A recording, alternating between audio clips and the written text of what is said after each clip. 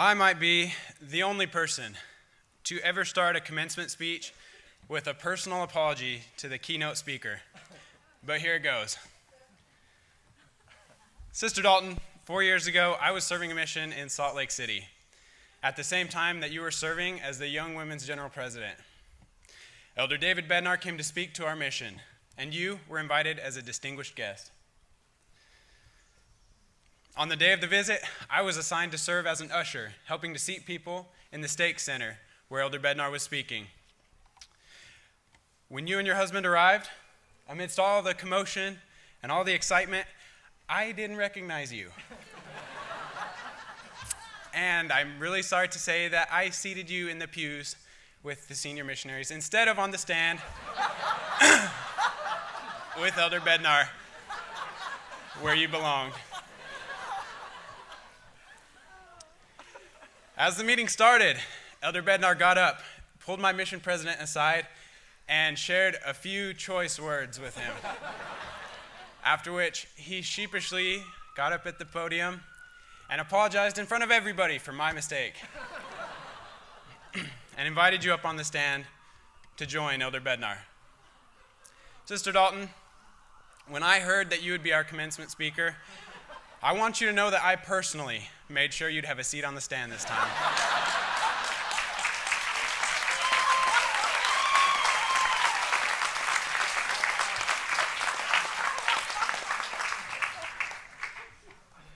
Fellow graduates, it's been said before, but I'm going to say it again. We made it.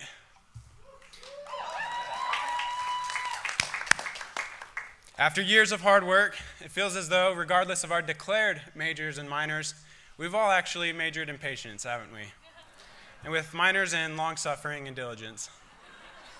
We've learned that the art of reaching graduation is sometimes quite simply the art of applying the seat of the pants to the seat of the chair. You know, the one at the long table on the second floor of the library next to the biology section. I'm looking at you, Charlie Smith.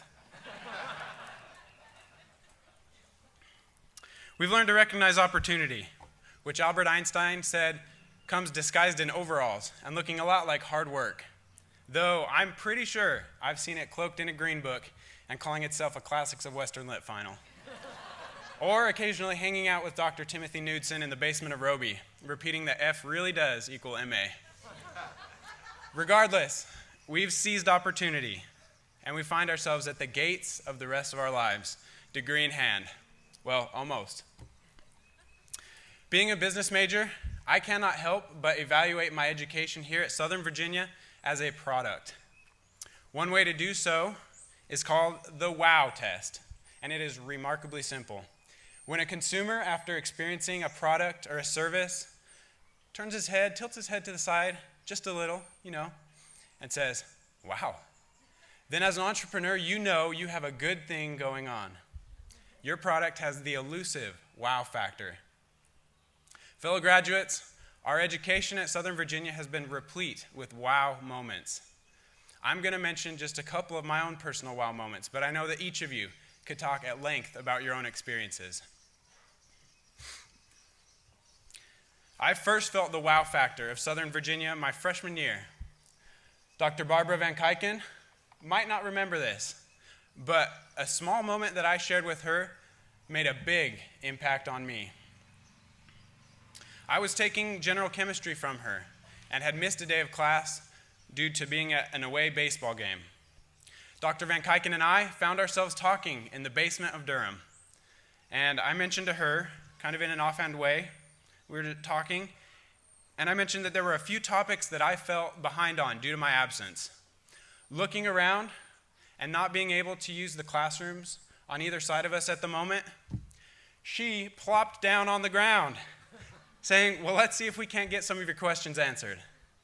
Mind you, this was a PhD, head of the chemistry program, so invested in my well-being and wanting so badly to help me out that she didn't think twice about sitting down on the ground to go over problems with me.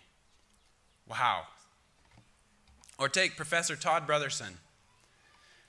During a difficult day, in the middle of a difficult week, at the beginning of a difficult semester, you all know what I'm talking about, I found myself walking by his office. I stopped at the door and just started talking, asking him for advice on how to deal with competing demands on my time.